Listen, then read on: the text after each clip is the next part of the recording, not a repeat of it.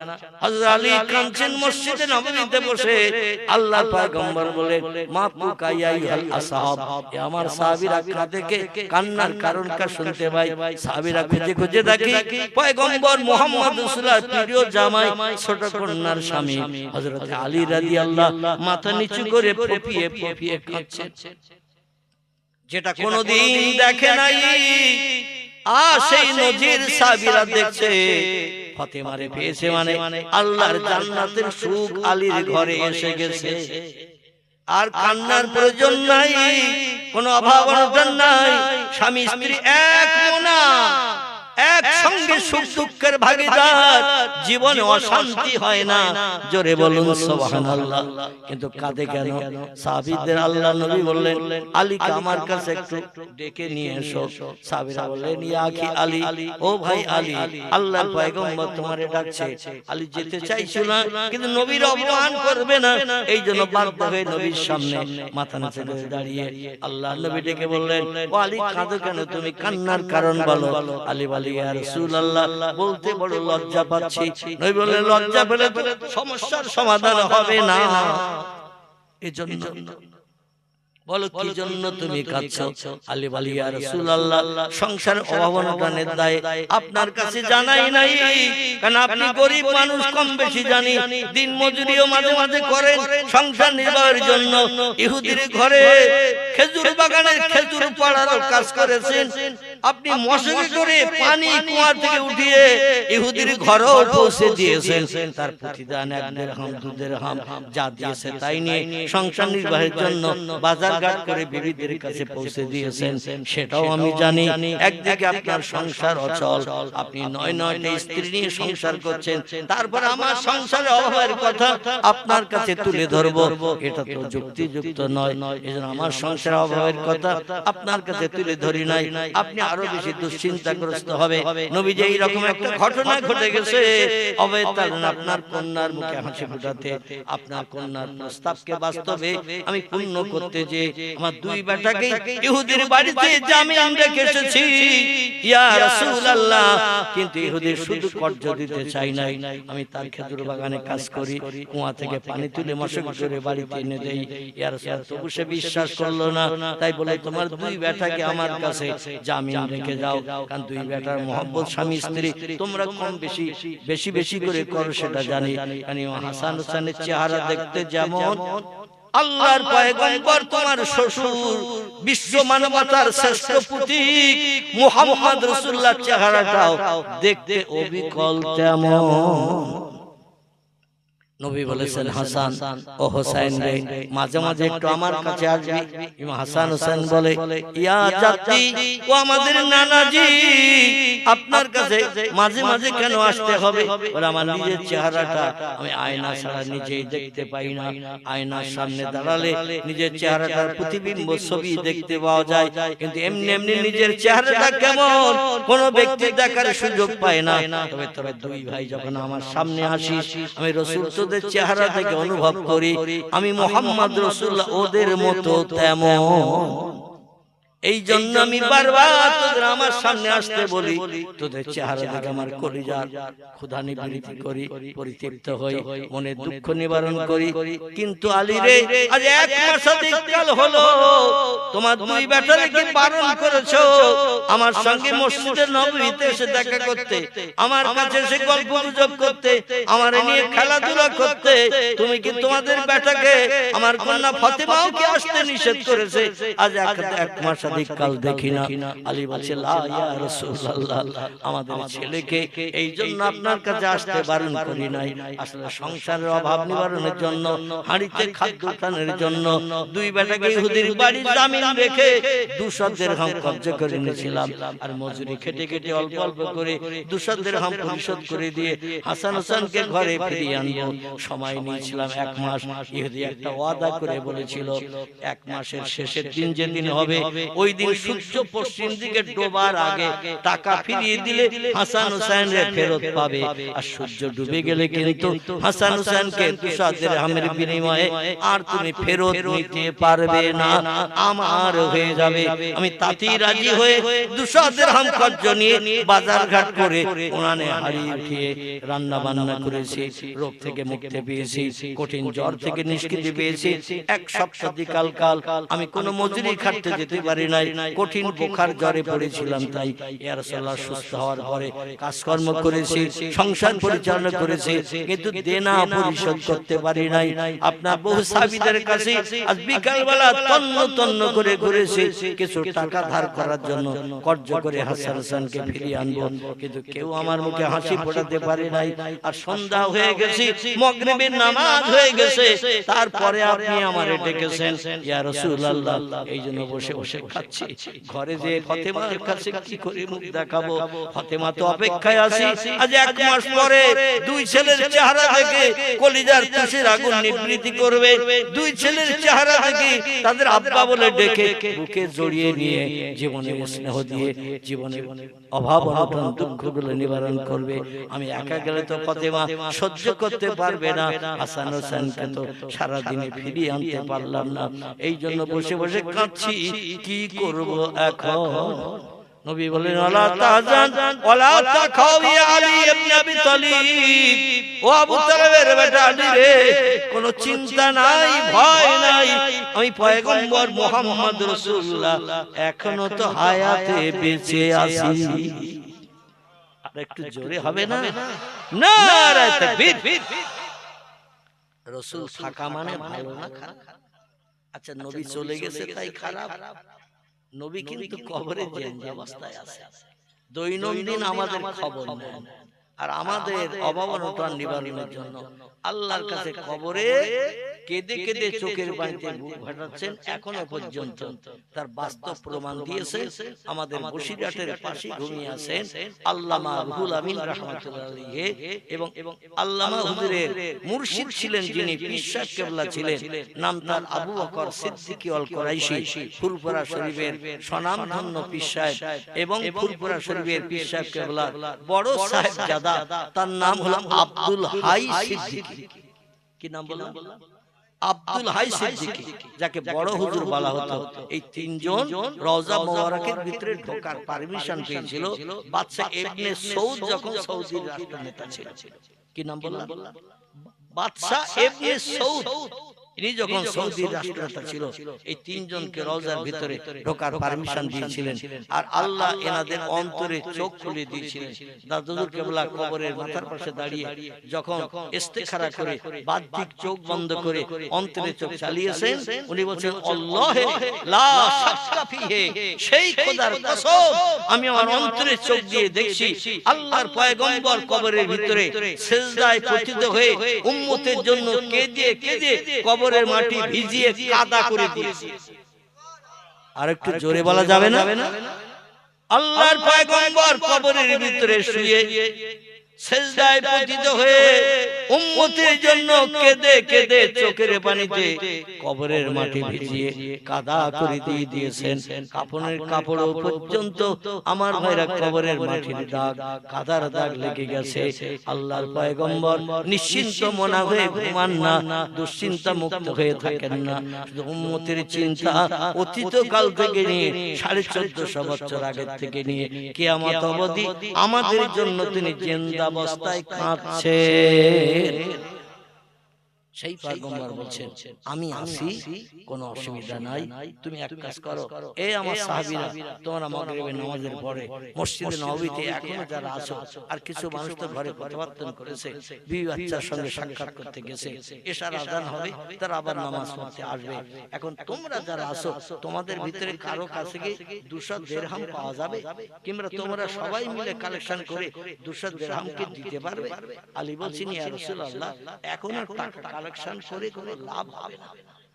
কি হবে? লাভ হবে না। রাসূল বললেন কেন? এদিকে আওয়াজ হচ্ছে, পিছনের দিকে আওয়াজ হচ্ছে।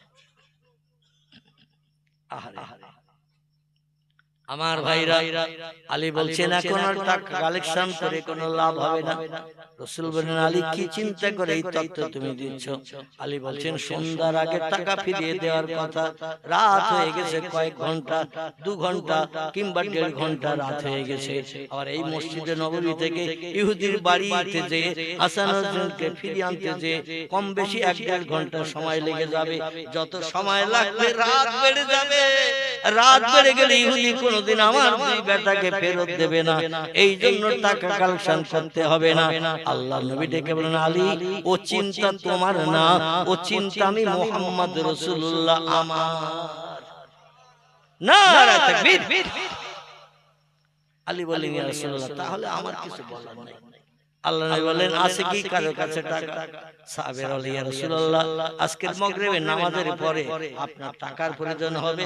আগে যদি জানতাম বাড়ি থেকে জিনিসপত্র বিক্রি করে এই টাকা নিয়ে আসতাম, কিন্তু হঠাৎ আজকে আপনি এমন টাকা চাইবেন, কোনদিন তো মাগরিবের নামাজ বাদে টাকা চান না।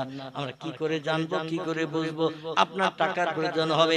জীবন দিতে আপনার জন্য রাজি, আর টাকা দেব জীবন বাঁচবে, এটা তো কোনো ব্যাপার নয়, কিন্তু চাইবেন তো জানি না, এই জন্য আমরা টাকা নি নাই। আল্লাহ নবী বলছেন, তাহলে কারো কাছে কি পয়সা নাই?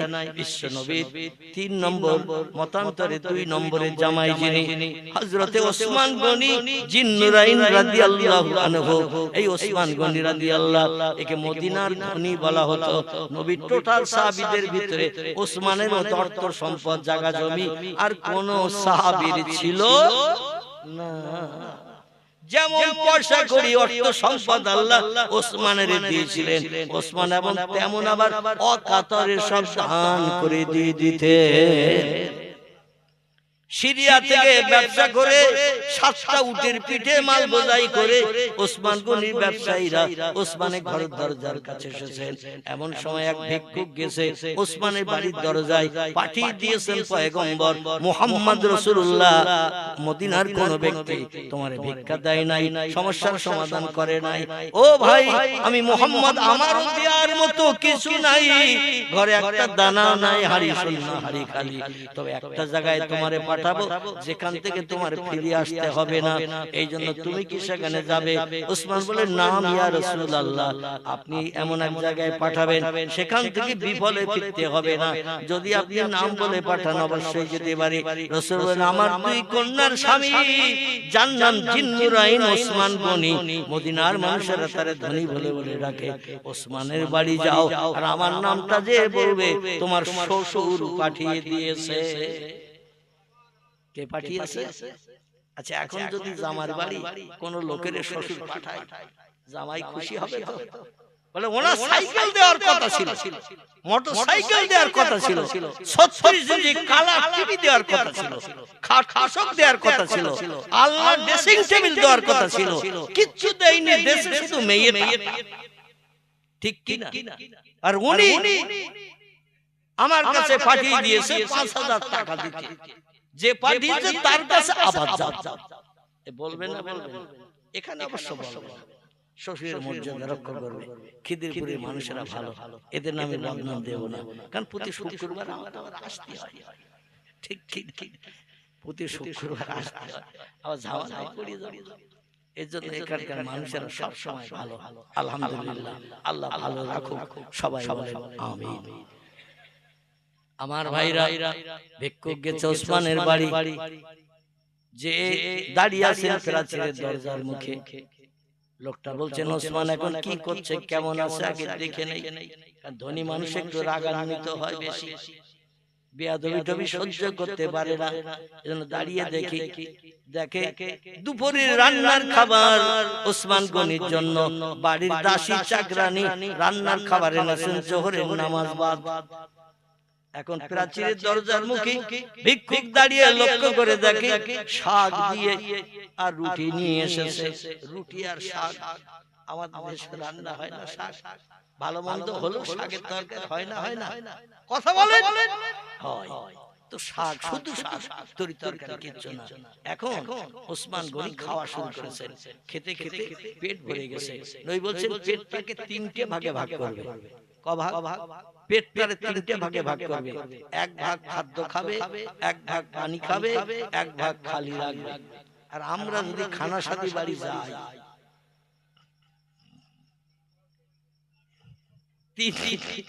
তিন দিনে মানে খাওয়া অনেক বুদ্ধিমান চালাক আছে, ওরা প্রথম সবে একবার বলবে, মাঝখানের দিকে দেড়টা দুটোর দিকে আরেকবার বলবে, আর শেষ বেলার দিকে যখন ৫-৭ জন বসেছে খাদিম টাদিম করছিল, খাওয়া হয়নি, ওরা যখন শেষ বেলা বসেছে ওই সব আরেকবার বলবে।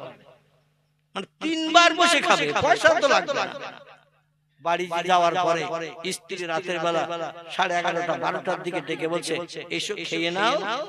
বলে তোর খিদে লাগে খা, তোর ক্ষুধা লাগে খা, আমার জন্য 3 দিন খাওয়ার জন্য ডাকবে না।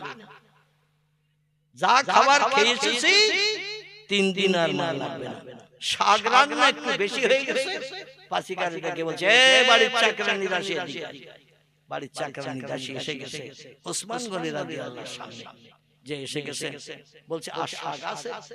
মনে মনে করছে চাকরানি দাসী বোধহয় টেস্টফুল ভালো হয়েছে, শাক রান্নাও মাঝে মাঝে ভালো হয় না, সুন্দর হয়, টেস্টফুল হয়। অনেকে তরিতরকে না নিয়েও শাক সেই খায় যদি রান্না ভালো হয়। এখন চাকরানি মনে করছে বোধহয় শাকটা খুব টেস্টফুল হয়েছে, পছন্দ হয়েছে, তো বলছে হুজুর এখনো আছে। হযরতে ওসমান গনি রাগান্বিত হয়ে গেলেন, আমারে যা দিয়েছো এটাই আমার জন্য যথেষ্ট, সব সংকলন করে খেতে পারবো না, বাড়তি থাকবে। এরপরও হাঁড়িতে আছে, বলে নাম এখনো হাঁড়িতে আছে, লাগবে নাকি? ওসমান গনি বলছেন আর প্রয়োজন নাই, বাড়ির লোকের সবার খাওয়া হয়ে গেছে। বলে নাম সবার খাওয়া হয়েছে, আপনার শুধু বাকি ছিলেন, আপনার জন্য বরাদ্দ করেছি, এখনো হাঁড়িতে আছে। ওসমান বললেন সবার খাওয়া হয়ে গেছে, আমারও খাওয়া হয়ে গেছে, আমার পাতে এখনো কিছু শাক বাড়তি আছে, এখনো হাঁড়িতে বেশি আছে, এই বাড়তি রান্না কেন করেছো? জবাব দাও। আল্লাহ কোরআনে জানিয়েছেন, ইন্নাল মুবাজ্জিরিনা কানু ইখওয়ানাশ শায়াতিন। জোরে বলুন একটু আল্লাহু আকবার, আর একটু জোরে বলুন আল্লাহু আকবার। আল্লাহর কোরআনে আল্লাহ জানিয়ে দিলেন, ইন্নাল মুবাজ্জিরিনা কানু ইখওয়ানাশ শায়াতিন, নিশ্চয় অপব্যয়কারীরা হলো শয়তানের ভাই।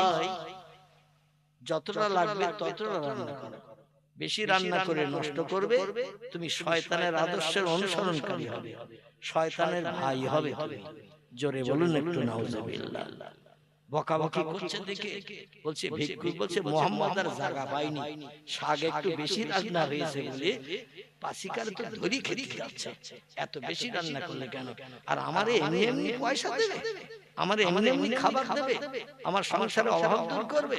মুহাম্মদ আসলে ভুল করিয়ে এই একটা কট্টর, এই একটা নিষ্ঠুর মানুষ, এই কৃপণ, এর কাছে আমারে পাঠিয়ে দিয়েছে।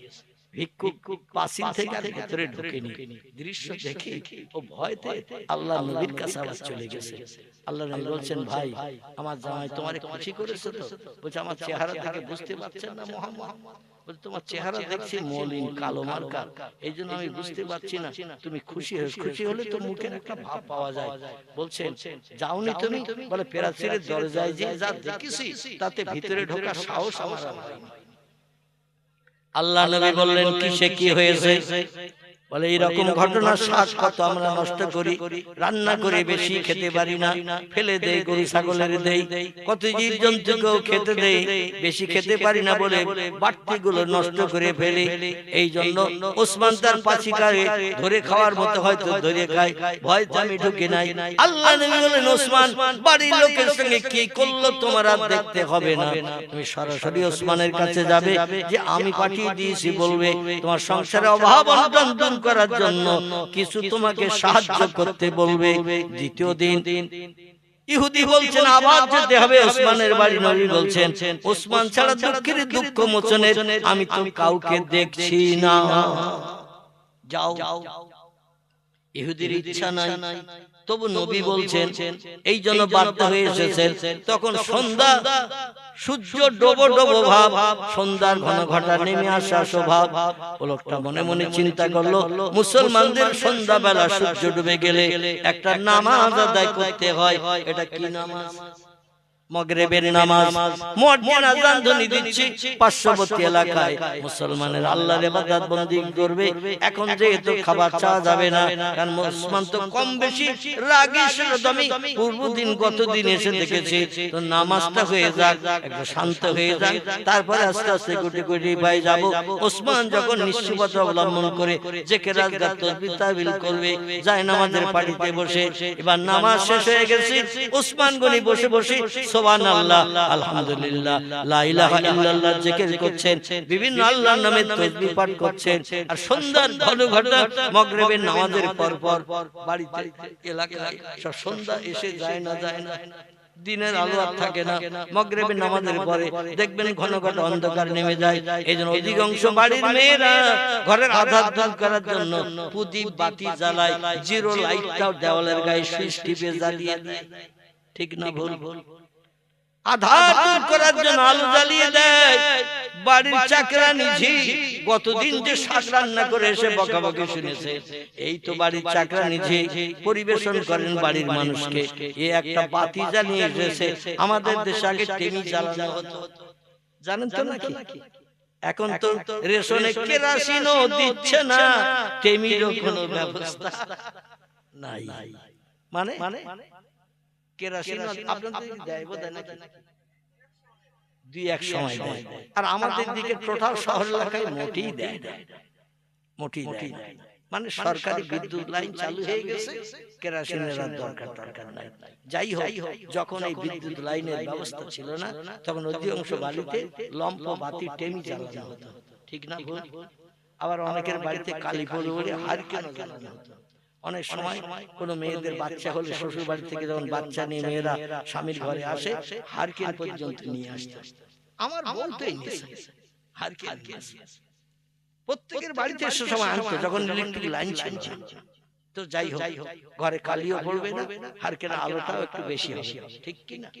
তো এই টেমি জ্বালিয়ে নিয়ে এসেছে তাড়াতাড়ি করে। সন্ধ্যাবেলা মেয়েদের একটু কাজ বেশি থাকে, হাঁস তুলতে হবে, মুরগি তুলতে হবে, গরু ছাগল বাঁধতে হবে, ঝাড় দিতে হবে, অনেক জায়গার পাড়া ছেলে দরজা লাগাতে হবে, একটু কাজ থাকে মেয়েদের। ছেলেদের থেকে অনেক বেশি কাজ থাকে। এই জন্য তাড়াতাড়ি টেমির পুলকে একটু বেশি করে টেনে দিয়ে আলো ধরিয়ে দিয়েছে যাতে নিভে টিভে না যায়। এখন একটু আগুন জ্বলছে বেশি বেশি। ওসমানের সামনে যে টেমিটা দিয়েছে, পড়তে একটু বেশি টানা, আর বেশি টানলে তেল একটু বেশি পড়বে কিনা। আগুন জ্বলছে বেশি।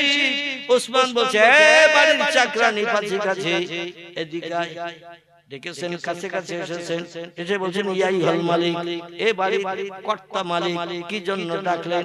বলে, লম্পটা জ্বালিয়ে দিয়েছে কে? বলে, আমি নিজেই জ্বালিয়ে এনেছি আপনার আধার দূর করার জন্য। বলে, পুলকে এত লম্বা করে টেনে আগুন বেশি কেন জ্বালাচ্ছ? তেল বেশি পুড়ে যাবে। আল্লাহর দরবারে শয়তানের ভাই হিসাবে আমাকে আসামি সাব্যস্ত হতে হবে। যতটা প্রয়োজন ততটা ব্যবহার করো, বাড়তি ব্যবহার করলে, বাড়তি নষ্ট করলে আল্লাহর দরবারে আসামি সাব্যস্ত হতে হবে। কারণ সব নেয়ামত হলো আল্লাহ। ঠিক কিনা? বকাবকি করছে। ভিক্ষুক বলে, মোহাম্মদ আর জায়গা পায়নি, কত টেমির বলতে আমরাও টেনে বাড়তি করে দেই, আগুন জ্বলে, এক আলোতে কাজ মিটে যায়। যে লোকটা মদিনার ধনী, তার বাড়ি একটা টেমি লম্পের বাতি একটু বেশি হয়েছে, তাই পাসিকারে জানো এক্ষুনি তাড়িয়ে দিল, মারধর করলো। এইরকম বকাবকি করছে। রোজ রোজ কেন তোমার কাজের ভুল হয়? এই জন্য বকাবকি করছে। সেই লোকটা বিনা পয়সায় বিনা পরিশ্রম আমার মাল দেবে। মুহাম্মদ রাসূলুল্লাহ আসলে ভুল করে আমারে এক নিষ্ঠুর ব্যক্তির কাছে আমারে পাঠিয়ে দিয়েছে, কিরবন বকিলের কাছে পাঠিয়ে দিয়েছে। এ কোনোদিন বিনা পয়সায় কিছু দিতে পারে না। আবার ফিরে গেছে পয়গম্বরের কাছে। নবী বলছেন, খবর কি? বলে, অন্য কোন লোক যদি থাকে তার বাড়িতে পাঠান, ওই লোকটার বাড়িতে আর পাঠাবেন না। নবী বলছেন, কেন, কি হয়েছে? বলে, এই কাণ্ড দেখছি। আল্লাহ নবী বললেন, কি ঘটলো তার বাড়িতে, পাসিকার সঙ্গে কি ব্যবহার করলো, ওটা তোমার দেখতে হবে না। যাও তুমি নিশ্চুপতা অবলম্বন করে মাথা নিচু করে ওসমানের ঘরে দরজায় যাবে। ইহুদি বলল, মুহাম্মদ আমি যেতে পারি, তাহলে একটা কাজ করতে হবে। নবী বলছেন কি করতে হবে?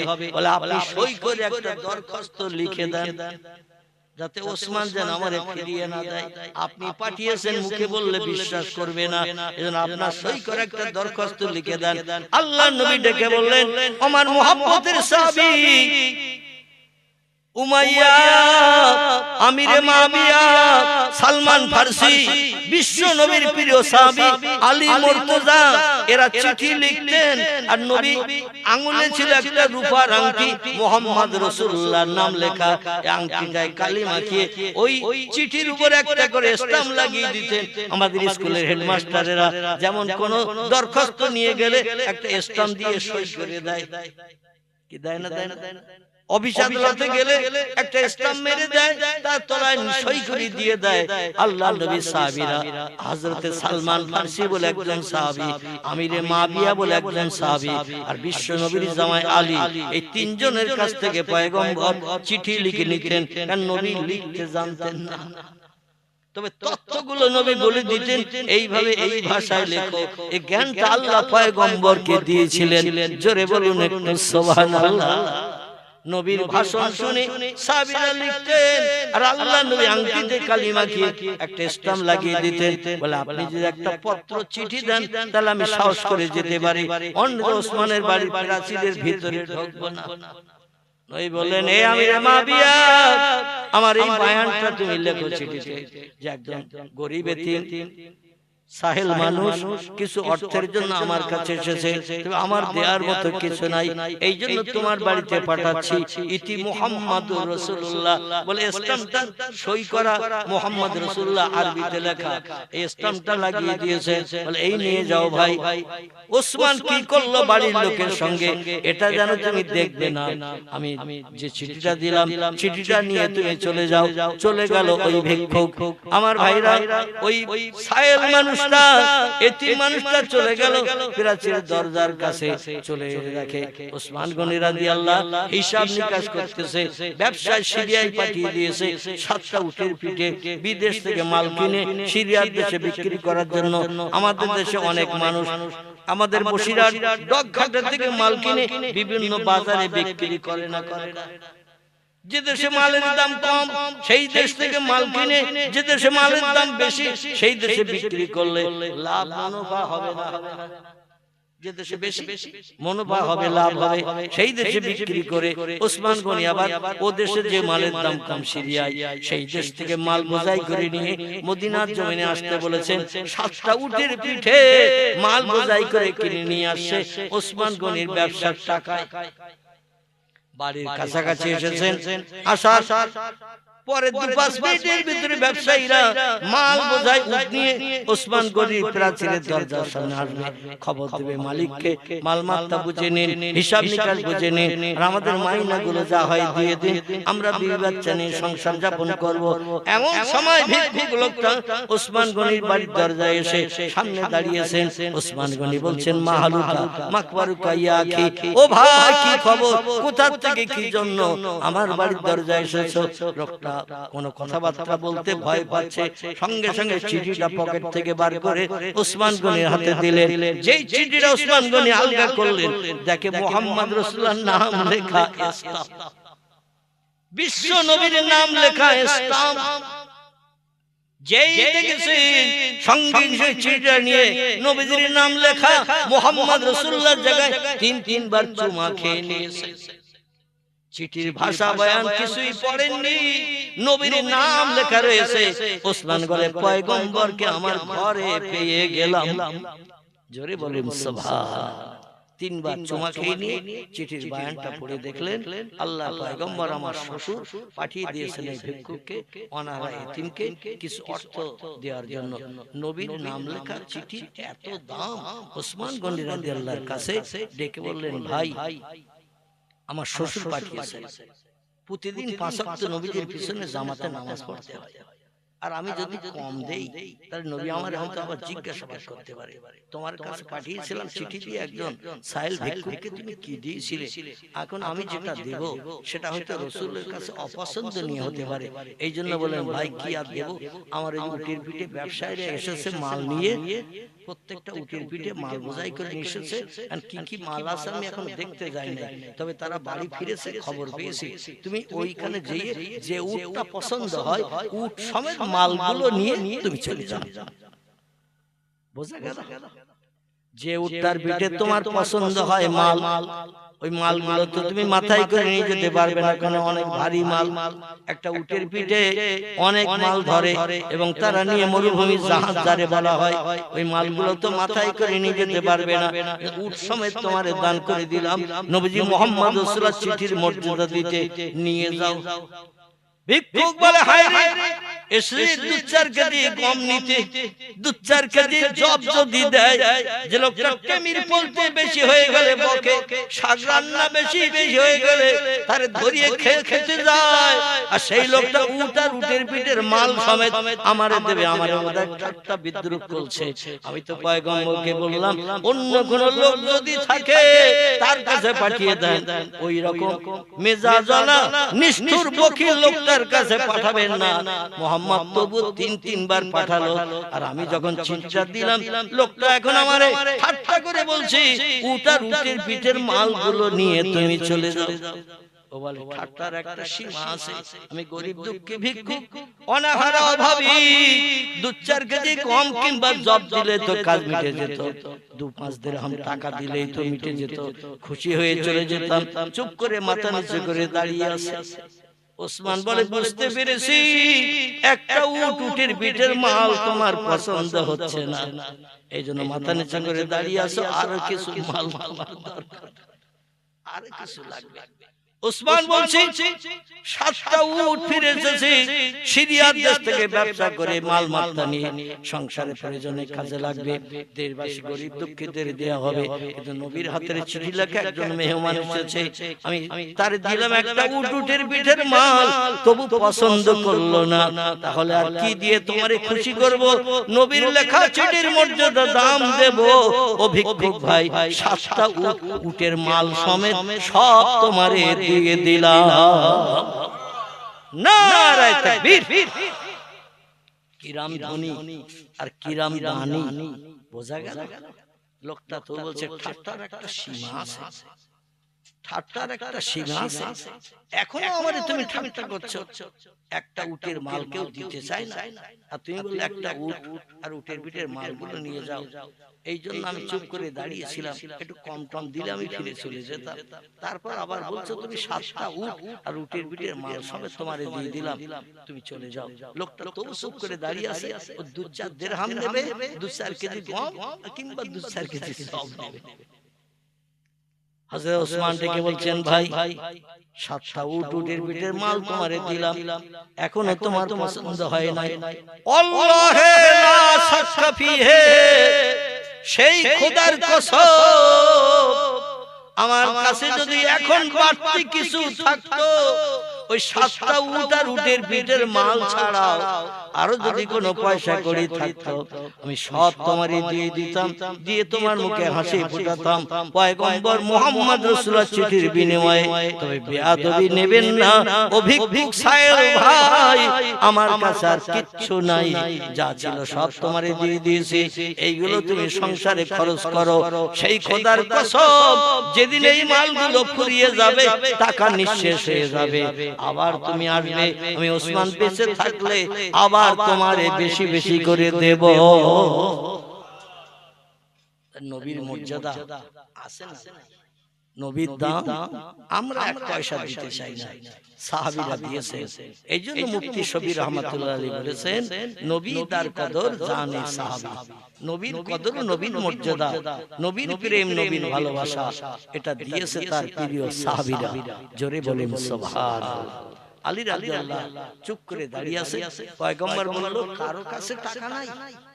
ওসমান গনি বলছেন নাম ইয়া রাসূলুল্লাহ, আমি খালি হাতে মসজিদে নববীতে আসি না, আমি যখনই আসি কিছু পয়সা কাছে করে নিয়ে আসি, কারণ আপনার কখন দরকার হয়, কখন প্রয়োজন হয়, আর আপনি সেই পাবেন না, মুখ কালো হবে। আমি ওসমান ওটা পছন্দ করি না। এজন্য যখনই মসজিদে নববীতে নামাজ পড়তে আসি কিছু না কিছু আমার পকেটে করে নিয়ে আসি। রাসূল বলছেন, ওসমান তাহলে তোমার কাছে কিছু আছে? ওসমান বলছেন, না ইয়া রাসূলুল্লাহ, কিছু আছে। বলে কত আছে? বলে পকেট থেকে বার করে না গণনা করলে না দেখলে বলতে পারবো না। রাসূল বলেন, বার করো তাড়াতাড়ি, রাত বেড়ে যাচ্ছে, হাসান হোসেনকে ফেরত আনা যাবে না। বেশি রাত হয়ে গেলে ইহুদি তো আর কারো কথা শুনবে না। ওসমান গনি হযরতে মুহাম্মদ রাসূলুল্লাহর মর্যাদা রক্ষার জন্য বিসমিল্লাহ শরীফ পাঠ করলেন। কি পড়লেন? বিসমিল্লাহ শরীফ পাঠ করলেন। আর আমরা সামনে যখন খাবার আসে গপাগপ তুলি আর খাই, মাছ পজিশনে যে বলা হলো বিসমিল্লাহ তো বলা হয় না। এরকম ঘটনা ঘটে না? মাঝখানের দিকে যে মনে হচ্ছে যে বিসমিল্লাহ তো পড়া হয় না, শয়তান বলছে তুমি পেট ভরবে আর আমি না খেয়ে থাকবো, এজন্য তোমার মগজ থেকে বিসমিল্লাহ দূর করে দিই, তুমিও কিছু খাও আর তোমার খাওয়ার সঙ্গে আমারও খাওয়া হবে। এটা হাদিস শরীফের কথা। মানুষ বিসমিল্লাহ না পড়ে খেলে মানুষ যা খায় এর অর্ধাংশ শয়তানের পেটে যায়।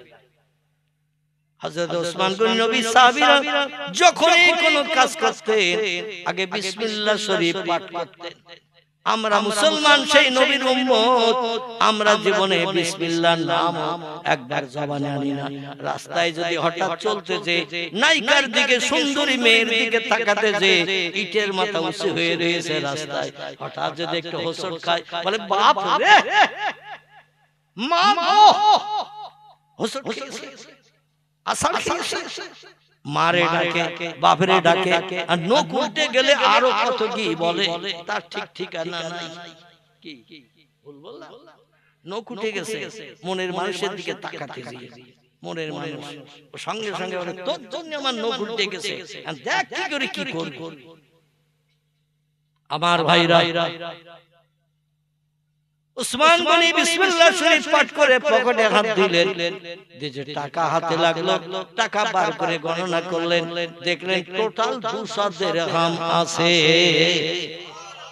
বর্ণনাকারী বলছেন আসলে বিসমিল্লাহর ফজিলতের কারণে আল্লাহ পাক ওসমান গনির পকেটে কম টাকা থাকলেও 200 পূর্ণ করে দিয়েছেন।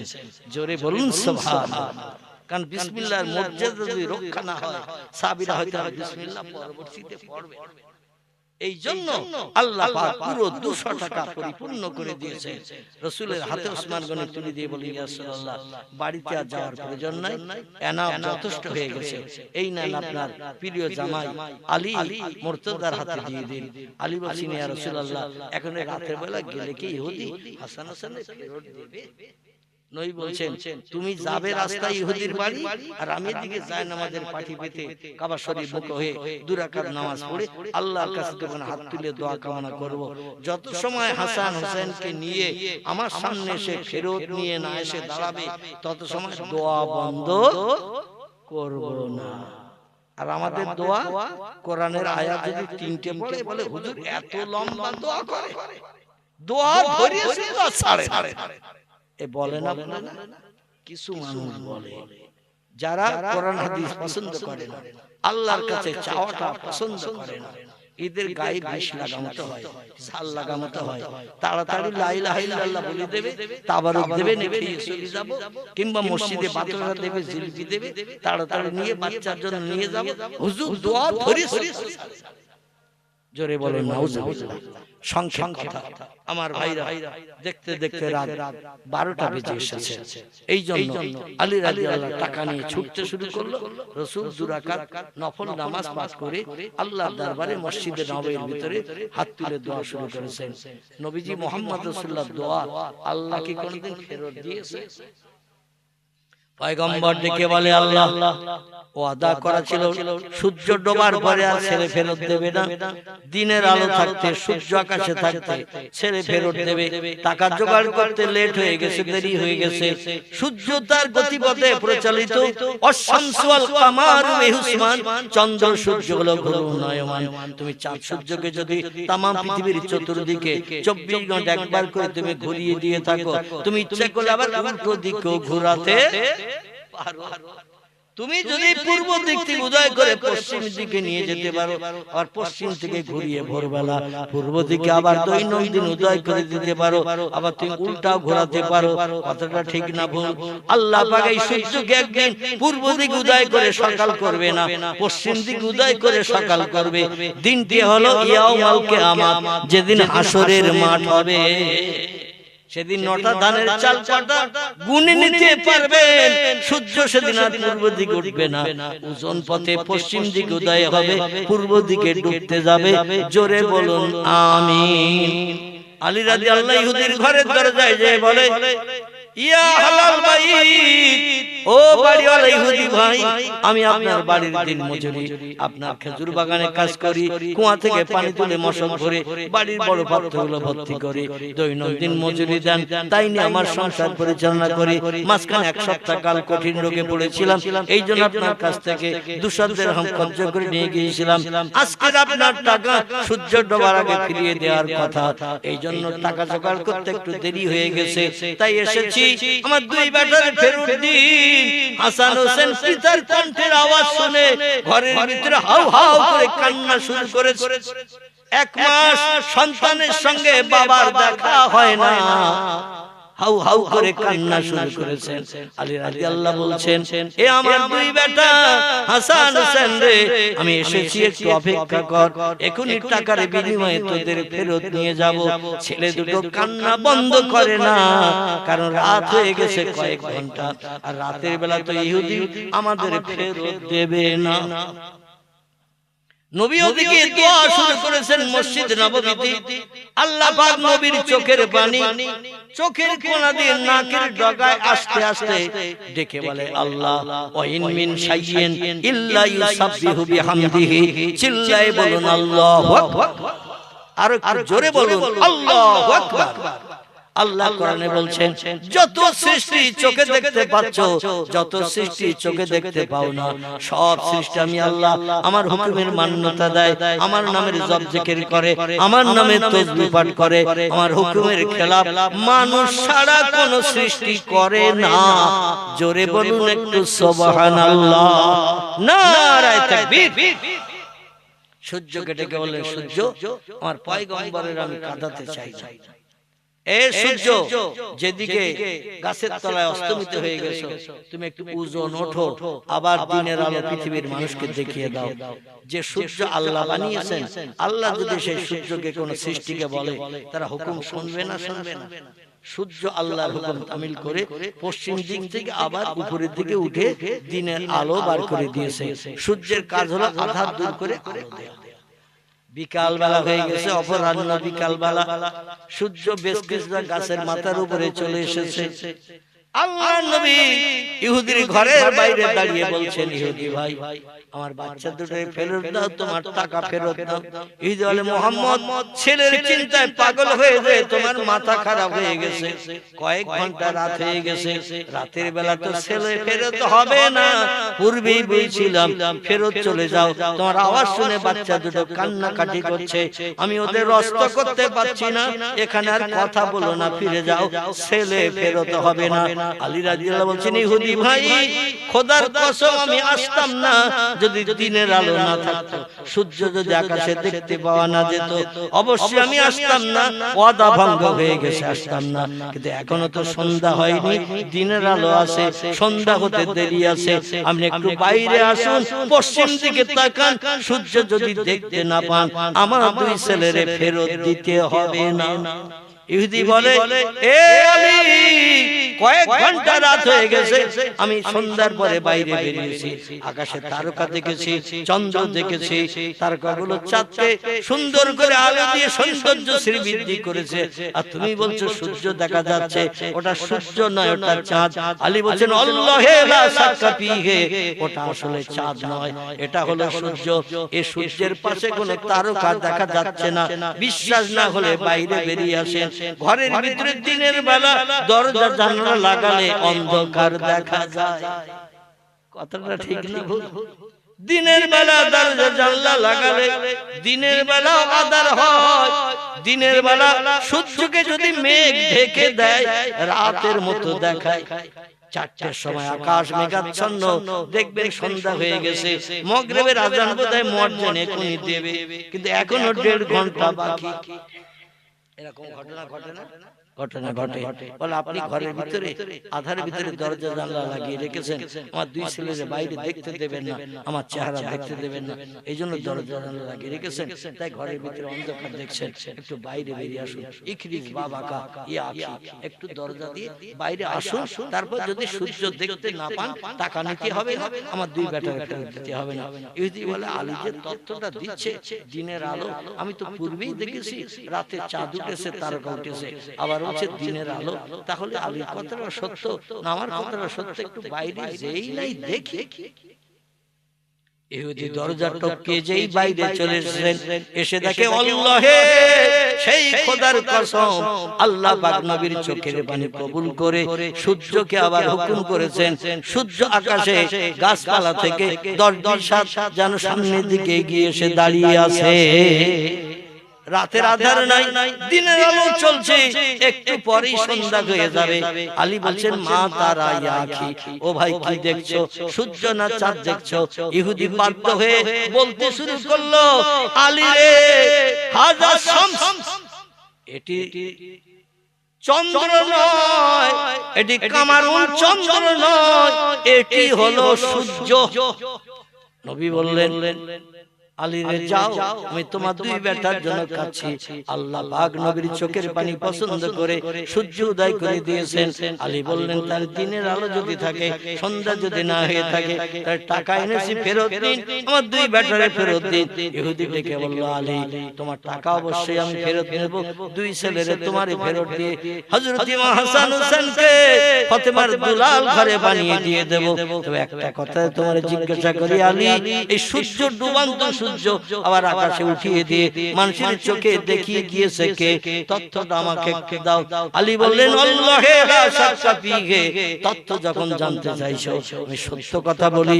পয়গম্বর মুহাম্মদ রাসূলুল্লাহ 2 রাকাত নফল নামাজ পাঠ করে যায় নামাজে বসে আল্লাহর দরবারে হাত তুলে দোয়া কামনা করে চোখের পানি ফেলছে, বেশি লেট করতে আমারে দিও না, লেট করলে নবীর কান্না বন্ধ হবে না, না যাওয়া পর্যন্ত নবী দোয়া বন্ধ করবে না, তাড়াতাড়ি হাসান হোসেনকে ফেরত দাও, টাকা ফেরত নাও। হযরত আলী রাদিয়াল্লাহর কথা শুনে ইহুদি বলল টাকা তোমার ফেরত দিতে হবে না, বিনা টাকায় হাসান হোসেনকে ফেরত দিয়ে দিলাম। চিল্লাই বলুন সুবহানাল্লাহ। এবং যে পয়গম্বর মুহাম্মদ রাসূলুল্লাহ ডুবন্ত সূর্যকে উদয় করে পৃথিবীর মানুষের চোখে দেখিয়ে দিতে পারে, সেই পয়গম্বর আরো বাকি অন্য কাজগুলো করতে পারে যেটা মানুষের পক্ষে সম্ভব নয়। ইহুদি বলে আমারে নিয়ে চলো সেই ব্যক্তির কাছে যে ব্যক্তি ডুবন্ত সূর্য উদয় করে দিয়েছে। আলী রাদিয়াল্লাহু 2 ছেলেরে নিয়ে ইহুদির নিয়ে মসজিদে নববীতে হাজির হয়ে আল্লাহর পয়গম্বরের সামনে হাজির করে দিলেন। আল্লাহ নবী বলেন মান আনতা মাসমুকা, ও ভাই কে তুমি, তোমার পরিচয় কি? উনি বললেন আমি হলাম এই আলীর মালিক, যে আলী যার খেজুর বাগানে কাজ করে, মশকে পানি ভরে ভরে কুয়া থেকে বাড়ির পাত্রগুলো ভর্তি করে।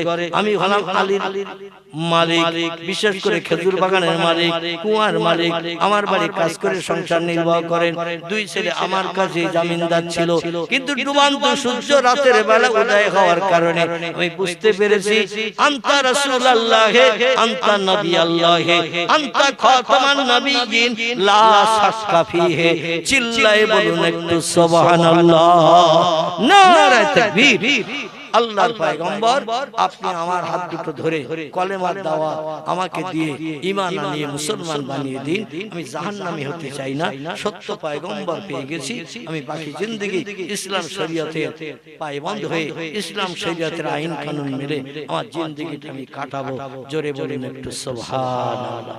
আমার ভাইরা, তার নবীজির দ্বারা আল্লাহ পৃথিবীতে কোরআনের যত তত্ত্ব দিয়েছে নবীজিকে দিয়ে তা বাস্তব প্রমাণ করেছেন। কোরআনের একটা তত্ত্ব মিথ্যা বা ভুল নাই। সকলে উঠে দাঁড়িয়ে যান, নবীজির দরবারে একটু প্রাণ ভরা সালাম জানাই। ইয়া নবী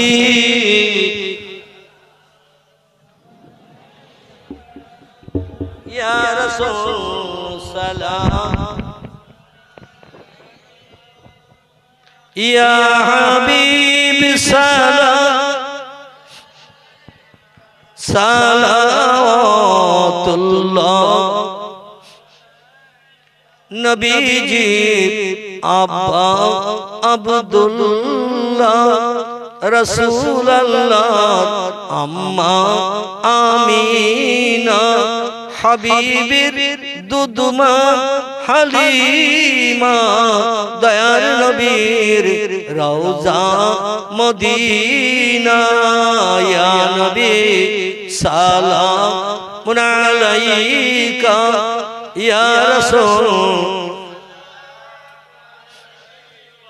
ইয়া হাবিব সালাম,